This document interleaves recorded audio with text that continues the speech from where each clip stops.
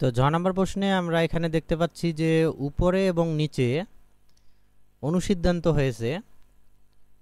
তো আমরা জানি যে a মাইনাস বি অল স্কোয়ারের অনুসিদ্ধান্ত হলো a plus B all square minus 4ab।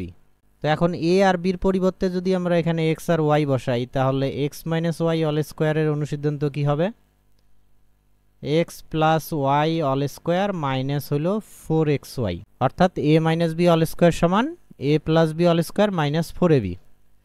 তো উপরে যেটা আছে সেটা হলো x আর y দিয়ে, তাহলে এটা আমরা লিখতে পারি যে x minus Y all square অর্থাৎ a minus B all square.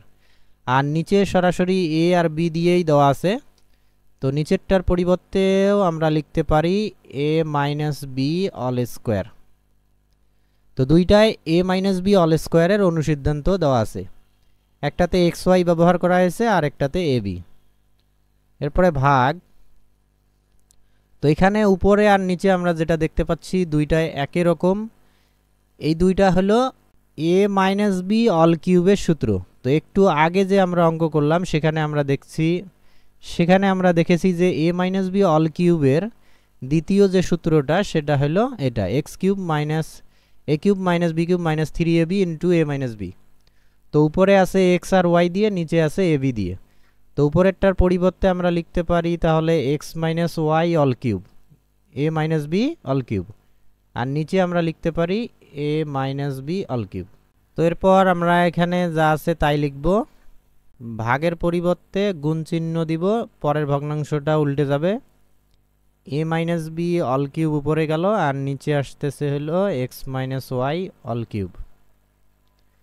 তো এখানে X minus Y all square কেটে যদি আমরা X minus Y all cube কাটি তাহলে তিনটার মধ্যে দুইটা কাটা গেলে আরও একটা থাকতেছে।